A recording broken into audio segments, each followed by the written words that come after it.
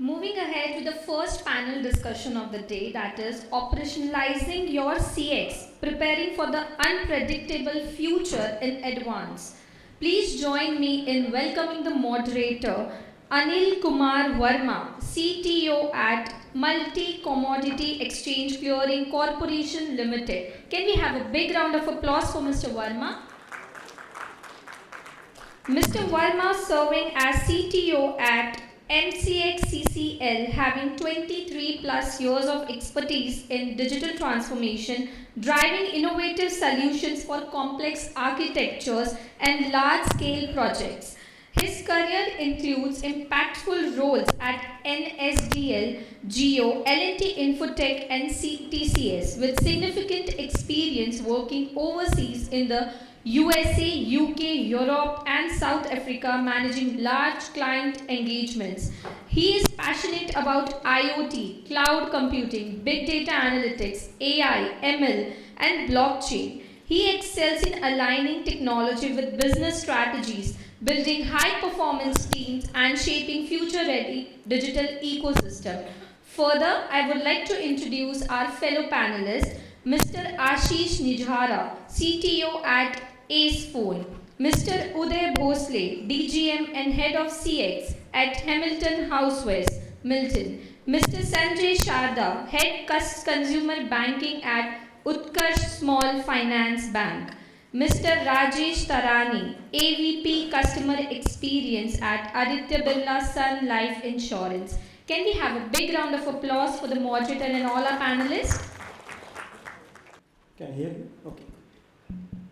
So thank you everyone and good morning to all of you. And this is exciting for us to be here as a part of this panel discussions to discuss on customer experience and predicting the futures on for unpredictable scenarios and how we can able to put together from different panels coming from different industries, insights into the CX strategies they are currently practicing and how they are thinking ahead. Just to give a brief about, as you know about me, we work for the commodity exchange just like NSE and BSE. We provide a trading platforms where just you can do normal tradings and we provide a clearing and settlement services for your trades. So that's a brief about our organization. I would like all panelists to at least give a brief about them and their business so that you actually correlate their conversations in terms of how they are basically bringing together their customer strategies. To you, Sanjay. Good morning. I'm Sanjay Sharda. I've been in banking for the last few decades. Started my career in the US, then and then India since 97 with HDFC, BNP Paribas, Citibank.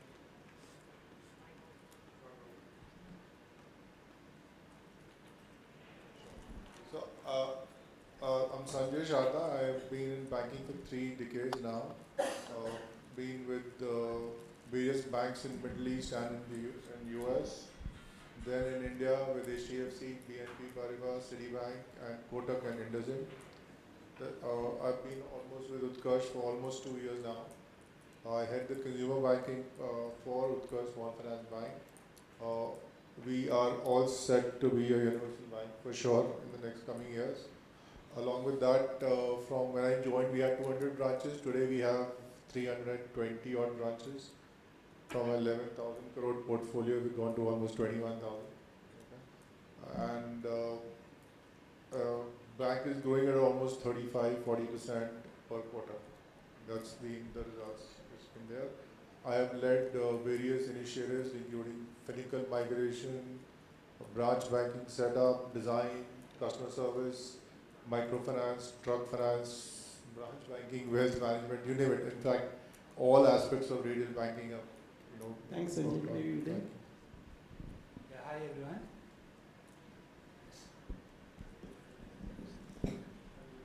Hello, I hope this is audible. Hi, good afternoon everyone. My name is Uday Bhosale. I am a customer service guy, around 25 years of experience working with Tech Mahindra, TCS in the early days, and then worked with the Next Retail, Videocon, tech startup. I'm currently with Hamilton. I have also worked with the ICICI Bank's loyalty program called Payback, managing operations. Typically, I will talk about what customer service is, what customer experience is, and if you have any questions, please connect. Thanks, Uday. So, very good morning to all of you. And my name is Rajesh Tarani, and I work in Aditya Birla Group, and I am from Life Insurance Unit. So, I have 22 years of experience in overall life insurance industry. So, I am part of customer experience team. So, as rightly mentioned by Uday also, I am more from customer experience function. I manage voice and non-voice both. So I'm more interested to interact more on the AI and upcoming unpredictable future. So I'm part of this panel. I hope this discussion will be helpful to you and also very interactive. It will not make you that boring. We will keep on asking you. You can ask more and more questions to us, so that will be lot of exchange of fruitful discussion all around this panel. So thank you. Thanks, Rajesh. Maybe Ashish. Hi everyone, good morning. I'm Ashish. I'm on the other side of customer service. So actually I'm part of the tech team of Acefone. I look after both product and tech.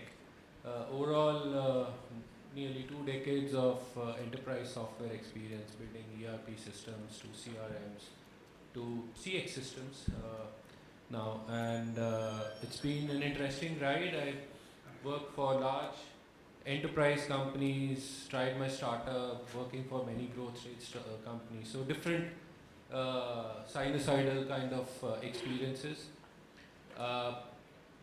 With this tech, CX and all the related tech in the customer's experience journey, I think we all have a lot to learn and embrace for, especially in India, considering there are a lot of changes already, which has taken shape abroad. So let's hope to make this panel discussion a lot more interactive. We'll try to see what all we can answer and look forward to this. Okay, thank you. So let's start the discussion. Just to give a context, as the organizations are facing ever-changing landscape, there is a need for more proactive, agile and innovative in the customer experience strategies, which is getting much more critical nowadays. And the way that organizations growing, there is a more connect required in terms of experiences we need to deliver to the customer. So I'll start with Uday, considering the data analytics and customer experience. Okay, how you think, Uday, that the data analytics help in predicting the customer needs basically, and in terms of understanding how better customer experience can be provided to the your customers? Thank you. That was a great question. Just to start with, let me give you an example. I used to report to Colonel Ravi Gupta. He was head of operations at Payback, and in his cabin there was a big board which read, "In God we believe. Rest all, please bring data to the table." So I guess any decision we take in life, we analyze data. Even if you want to buy something online, we might do some survey. We analyze what the customer surveys are. We check with friends and then buy. So everything which we do, typically we analyze data and take, right? And in business, of course, we need to analyze. And before we get data, one thing which I want to quickly touch upon is QCA. QCA is a term which is used enormously in COPC certifications. COPC is the most coveted certification in the BPO industry, Customer Operations Performance Center. So QCA stands for getting data which is really customer focused, is usable, has integrity, is knowledgeable to everyone, and can lead to actionable insights. Right?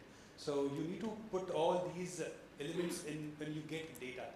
And typically, we have used data extensively in the customer experience background, right from basic things, setting up processes, setting up what customer expectations are, what channels customers are preferring. So if you just extract data for your last month's customer interaction in the contact center, any contact center you're working, you'll find channels, customers' calls, emails, chats.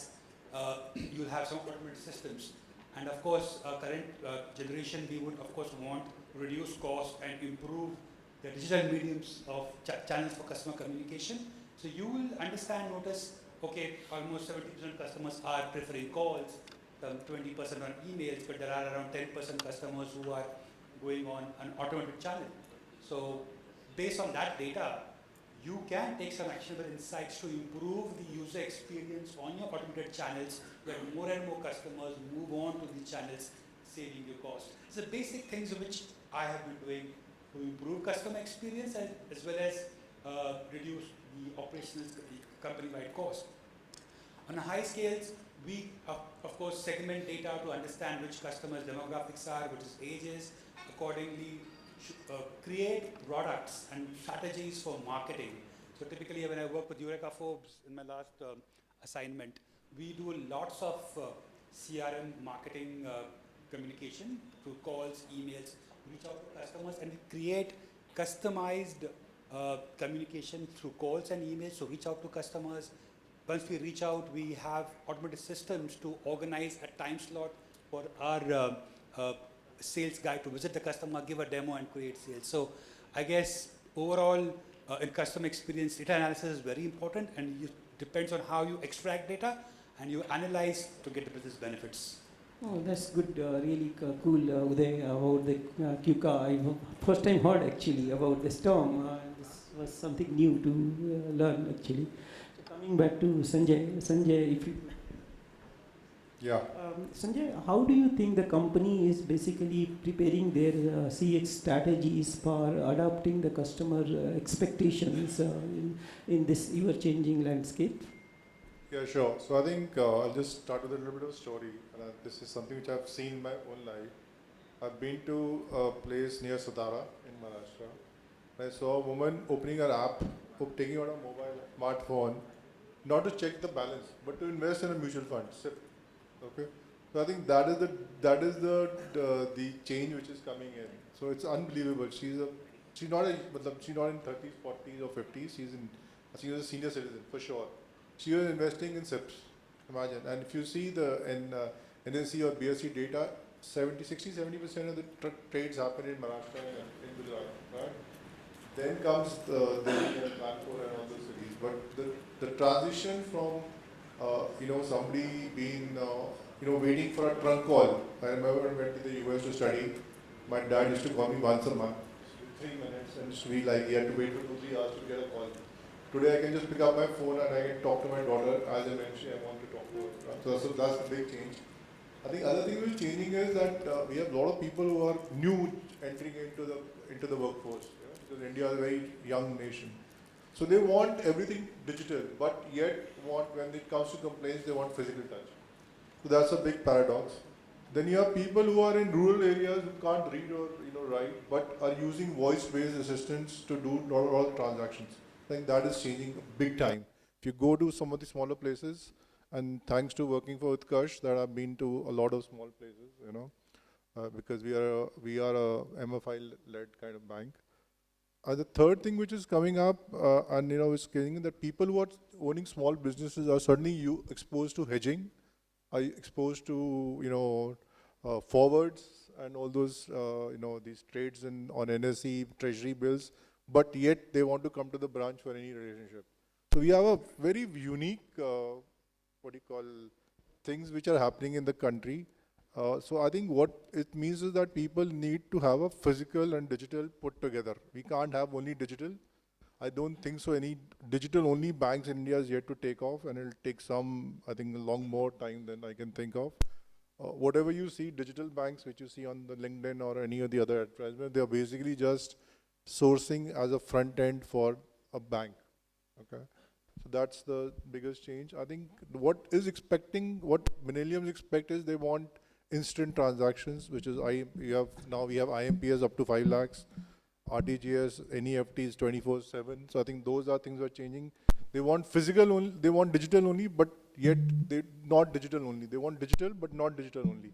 They want a human touch also. I think that is a change, and I I have two kids, 25 and 20. I mean, I've seen them, when you tell them to go to the branch, no, I will never go. But when it comes to customer service, they want to talk to a one person. They don't want to just, put it on the app. So I think that is the biggest change which is coming in. People are expecting transactions, their voice to be heard all the time through omni-channel, not just in branch. I'm talking mainly from a banking perspective because that's what I've done in my life. So people want that I can be able to raise a complaint on the internet banking or through social media, whether it is LinkedIn or Twitter, or I can even Instagram for, I don't know, some people who have used Instagram, I don't have. And also be able to do it on the mobile app. So they want everything across everything, every medium. I think that is the biggest change which is hitting us. And as we grow further, we go from 4G to 5G to 6G. I think things are only going to get more, there'll be a lot more advancement, and yet there'll be so much unconnectivity. That is what the change is coming. Truly, actually, just to take that Satara village case, okay, UPI actually has brought up the lot of change in the customer experience. Another strategy which I want to give is we do more transactions digitally than US, France, China, Russia, and you can name it Germany put together. Only UPIs, I think the last month statistics is 15 point some billion transactions. Imagine. Awesome, that's really awesome. So we have 1.4 billion people. So you can imagine at least 15 transactions almost per person. Imagine. So India definitely is going. I don't think we are reached to them to the what you call let's say the ratio. If you look at digital transaction happening with the ratio of the literate at least population, I don't think we are more than 10% or 20% that. So growth. It's just the start. I agree with you. It's just the start. I think as this goes up, and I think now UPI is going to be available in Singapore. It's already done in Singapore, Dubai, and even France is adopting it. They'll have their own version, and I'm ready for the day when US starts using UPI. Because I remember the day I started my first job in US in '94, and people said, "Oh, you're from India, okay?" I think. But today, when I went to drop my daughter, people made me sit in the branch in Chase Manhattan Bank branch and asked me about OTP, Aadhaar, everything. So it's unbelievable what the transition has happened in the last 30 years. So let's take it to Ashish. How this technology is helping to measure customer satisfaction. So what tools, platforms you will suggest, and how do you measure the customer satisfactions? I think it's quite interesting to hear Sanjay and Uday, considering they are actually on the ground serving and understanding their customer needs. What you guys have actually called out are specific avenues of tech, specifically like hyper-personalization. So personalization was brought up in the world sometime in 2007-8 when Amazon actually started recommendation engines. So, hey, you want to buy this? Hey, you're trying to buy this, why don't you try this? So those were like, they were profiling their customers' data and suggesting recommendations. Now, with the advent we are in, the newer generation, the younger generation, including us, we're not old, so actually we want things on our phones, and we want it fast, we want it conveniently, and I think the tools in the background could be a CRM, could be a large CXM installation, a customer experience platform, an engagement platform, a platform which connects your social media to your websites. The whole journey of a customer interaction has to be mapped out. So that's the challenge from a technology standpoint, and there's no one tool fitting the whole journey at this moment, but the customer journey is actually at various touch points.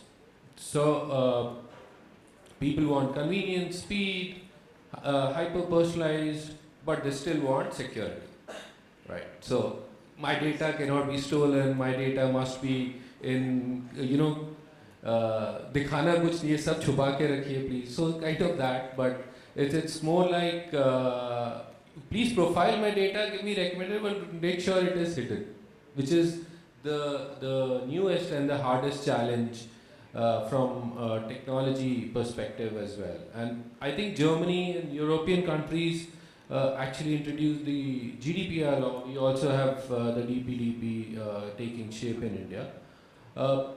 NPCI, very good example.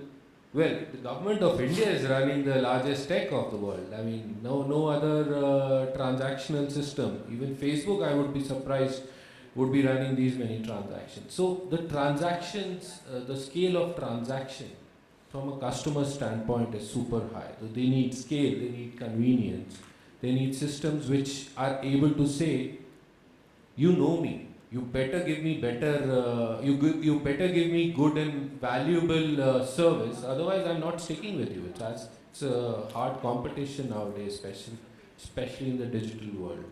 So I guess technology slowly, and I think we also had a talk on AI.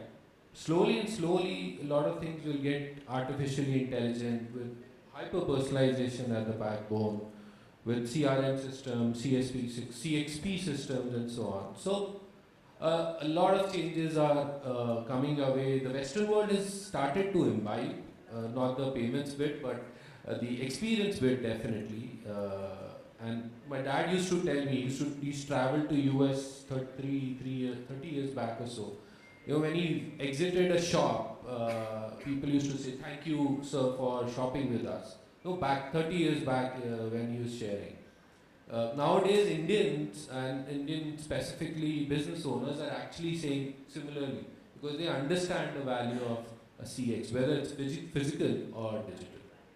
So technology is at the core, specifically in this game at this moment. Thanks, Ashish.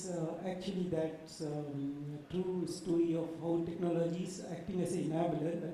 So far in the morning session, we also look at, when we talk about digitization, the digital transformation, it's not about technology, it is about more creating a customer experience actually. And in order to create a customer experience, these are the enablers which helping us out. One of the topic which is touching to the heart to every one of us also is employee satisfaction. I personally see that if a satisfied employee can serve the customer better, and your customer is more satisfied if the employee is satisfied. So I will ask Rajesh if we can talk about how employee engagement is impacting the CX strategies and what organizations are thinking about it.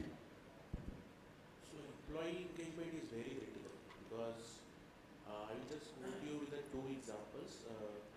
Since I have been here, so whenever we visit any restaurant or maybe in the new era Zomato, so we normally get confused with the menu. Okay, there are a lot of menus. If you visit a different specialized restaurant, if you visit Chinese restaurant, if you visit continental restaurant, I'm just want to simplify the discussion. So you will get confused what need to be ordered. So first thing will be the person who is the guy who is going to take the orders from you. You will always ask, you prefer to ask what is the best dish, which is a special dish of this restaurant. Okay, and that guy is basically the employee. So the employee engagement becomes very critical at the time. So your product, your services, first your employee should have been experienced that, because then only they can actually sell or maybe recommend that services, products to other customers. So we in our organization basically have a separate focused approach, adopted a separate focus approach. We have a separate vertical altogether. We call it as a mission happiness program, where we track the sentiment of employee for all the touch points, which actually directly are linked with the customer experience. So while we are focusing more on the customer, we obtain NPS, we monitor the track, the analysis, sentiment analysis of the customer. Employee satisfaction is a very key. I have served my current organization almost 20 years of time. After, while attending this seminar, in the morning we had a a very big webinar altogether where we have customized the term product. Basically, it is only for the design for the employees, because we also have the same focus that our employees should be experiencing that product. Then only we will be actually voice out and give the better services, better product experiences to our customer. So employee satisfaction is basically very important when it comes to AI, because more and more we are driving to the digital transformation. When I hear more from the panelists, they are talking more about AI. Soon we will be landing up the era where customer will also respond you through AI. Okay, so here we are talking about tools, technology, where we will be interacting with customer through bots, voice bots, chat bots, but particularly starting from the urban locations, you will soon see the technologies where customer will also be, time is very important for everybody, right? So they will also soon start inbuilding bots and they will interact with you through AI technologies. So there the customer, the employee experience become very important, because the Zomato, if you talk Zomato, if you talk the Uber, Ola, that's why they have incalculate the customer sentiment.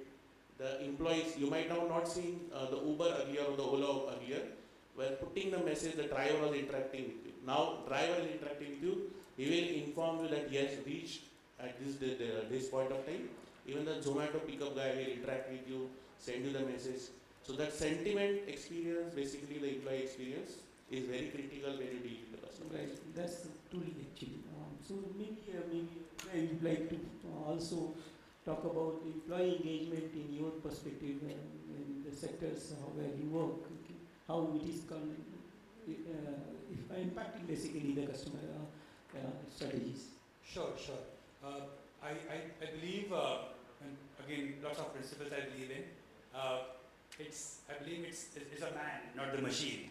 So ultimately, in the customer service industry, of course, AI is coming, it's already coming in, it will still evolve.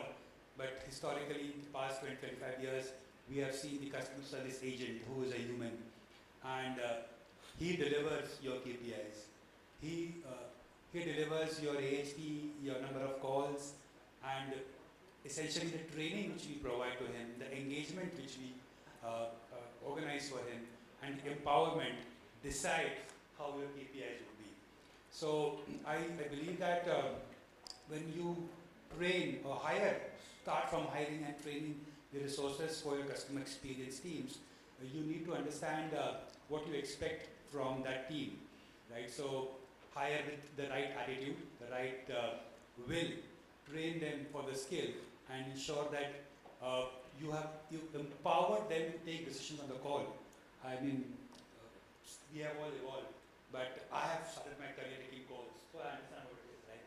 So I suggest some of my organizations, I have made processes where until the CEO also gives time, maybe an hour, to go on calls, that will give him the understanding what the customer is facing, what the customer is talking about. And we organize such days where the management teams come to the call center and does calls. That process drives the improvement, because the SCM guy comes and takes calls. So he understands what is the pain point for customers from SCM perspective. Our production team member will come and take calls. So it helps us to deliver the right training, and also the call center team feels that this job they are doing is very important, and there are senior team members from various departments who are involved, not only in training them, but being a part of the team. So on a call, the customer is irate and says, I want this refund, right? So do you have a process where you will raise a case, it will go to your manager, the manager will then go to the finance team and take an approval? This is not going to work right now. If there is a process that you have to give a refund sort of case, if it meets the scenario, then and there, if you empower the agent to give that refund, the customer is happy, the agent feels empowered, and you, of course, your CSAT or NPS will improve. So I believe engaging the teams, training them, giving empowerment is very important in customer I experience. truly agree with that, but at the same time, we need to keep on building this customer feedbacks because the feedbacks help us to improve and work what are the next steps to be done. So maybe straight question to Sanjay. Um, if you can talk about some of the best practices to gather these customer feedbacks and how we can able to operationalize our strategies around it. I think I'll start with a basic thing that products can be copied, but service is what sets you apart. So I think as long as you keep your branches, I'm sorry, but I keep talking to branches because that's what I do the whole done for so many years. But as you keep your front customer service officers trained, engaged, and happy. Happy in the sense it's not just about money. Okay, it's more than just money. It's also about how well you make them feel, how you make them feel valued. I think that is what matters, and how you reward them in terms of even a basic certificate or trophies makes the big difference than just just a conversation tea with the boss or something. I think that also makes a big difference. So what we are what is happening is because of this omni-channel thing which is really coming in, people are expecting you to take notice of their grievances or demands from wherever it is possible. So it's not like I will only go to the branch and fill up a complaint form. It can be a simple, mention on the Twitter which will become viral, or on putting something on YouTube, or writing on your LinkedIn page, or multiple things. They can go to the branch. They want it on the mobile app. So I think somebody has to have a real-time mechanism where we are able to see our grievance or a customer complaint or feedback on a continuous basis, 24/7. So it is not going to stop. It's 24/7 into 365. It's not going to be just 9 to 10. 9 a.m. I'll open my branch. 9:30 customer service starts and 5:30 it's over. It's now 24 hours. It is no more, and it's 365 days. Sundays, Saturday, anything. I've spent Sundays trying to resolve customer complaints. So feedback basically comes across all the dimensions with this social media or other front. Okay, but we need to have some kind of metrics and measure in order to monitor. So maybe Ashish, if you like to talk about some of the metrics and measurements, how do the organization need to look at these? Well, customer experience has mostly been measured with the NPS, the CSATs scores. Of course, we've been tracking those. In the digital world, the metrics are more, of course. So starting from an engagement, you can have metrics with respect to a digital engagement from a website or a store or a physical store even, to the ease of making an order, which is technically an effort score, a customer effort score in terms of going through the journey. More importantly, I think there are other metrics which are getting slowly important for CX teams to look at, like social listening, social media listening metrics, sentiment analysis, and metrics around those. Metrics like post-sales metrics, churns,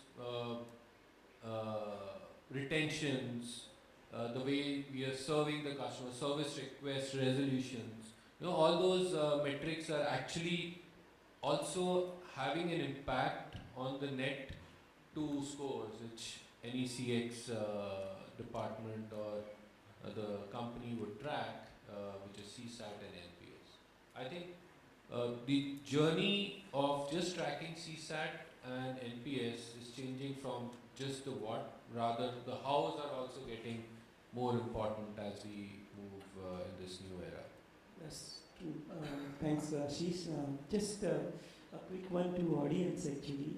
How do you think that what are the trends you foresee in next 3 to 5 years which are going to change these dimensions? Okay, you can think of. Meanwhile, I'll just ask my panelists if you can describe in one line. Okay, what are the key takeaway you think from this CX strategies the audience need to take away? Just one brief lines. I hope this is surprising not. So for me, the important thing in the change, it's there, it's inevitable. So CX, the change in CX, the way we have been doing, it's inevitable and it's there for our taking. It's up for grabs, like Sanjay called out. Product can be replaced, but service is what would make a difference. So I think that's fundamentally which will continue to drive and will be there. Rajesh? So I think adapting the change, because to invest in technology will become a very crucial in coming period of time. Because customers are actually, if you see the journey of the customer, they have moved from paper to paperless, now entirely digital. Everybody now is on the cell phone, touching the screen, toggling the screen. But future will not be the screen, right? So we are already in the era where technology is growing so fast that even the touch screen after 3 years you will not see the touch screen phones. So customer is moving fast. In organization also need to spend very high on the technology to be at the same page where customer will be there. So service, of course, service will be, the human touch will be becoming more and more critical. As I rightly said, we are now more talking how we will deal, how we will use more bots, voice bots to interact with the customer. But at the same time, the same options will be available to the customers. He will also implement he or she will also implement the bots. So future will be more bot and bot interacting. So human touch, human sentiment and employee engagement will become more critical, because NPS CSAT will be more on tracking the sentiment of the customer, but to drive the ROI from the positive customers will be more of the new business retention, all that thing will be critical. You there? I mean, if you want one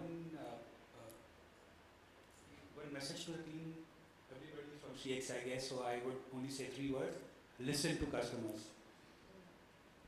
Uday, you have anything? Yeah, I think I'll put it split in 2 parts. One, at your personal level, learn technology, even if you are non-technology person or anybody. I think you should do one course in either AI or anything. Please do that. I think that really help your career. Secondly, I think customer service is an ongoing journey. It's 24/7, 365 days a year. You do not stop, and you can only improve. I think that's why training is so critical for you to continuously improve. I think continuous improvement is what is going to take you ahead. And all companies which are continuously improving will move ahead. Otherwise, others will just fall off. Thank you everyone, and thank you panelists for giving some wonderful insight. Just to on the context of this topic, okay, I see that the customer is not just a buyer; they are the co-creator of values for all our organizations and products and services. When you have to dwell into the future and understanding the unpredictable nature of the CS strategy, I think best way is to focus on the core of the fundamentals. Make your fundamentals strong, rest will follow in line. Thank you audience, and thank you everybody for this wonderful sessions. Thank you. Thank you. Do we have any questions?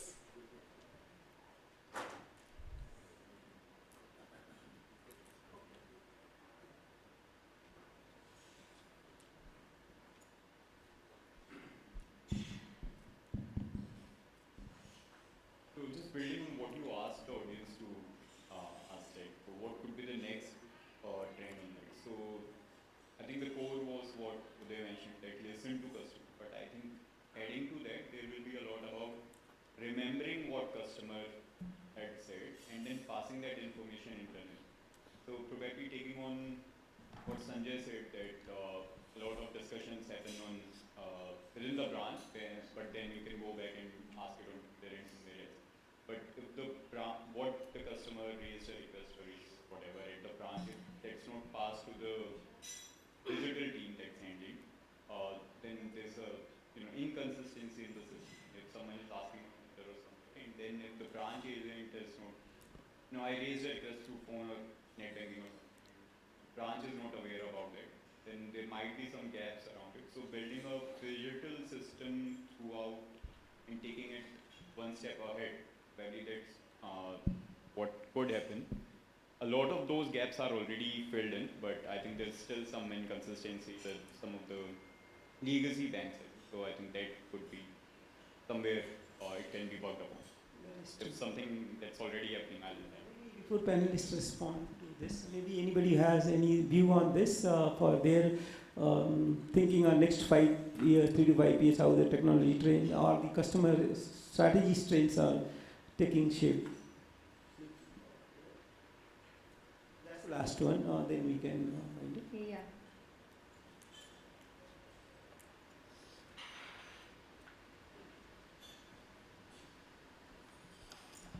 Hi, I'm Pratik. I'm co-founder and CEO of Continent. I don't have a response or answer to your question, but I have a thought process which I want to share.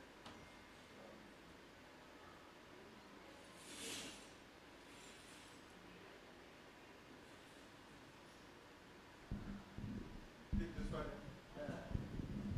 Thank you. This works.